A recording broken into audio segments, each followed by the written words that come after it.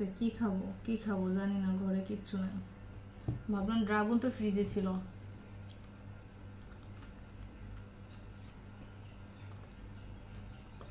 হুম,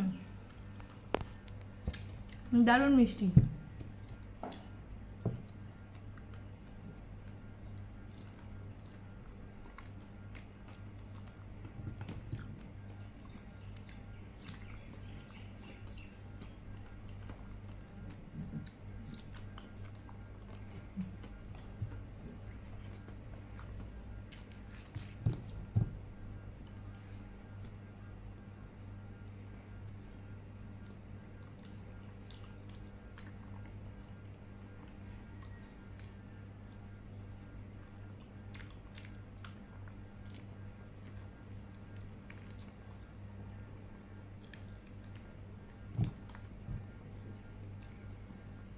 খিদের মায় পালাই গেছে।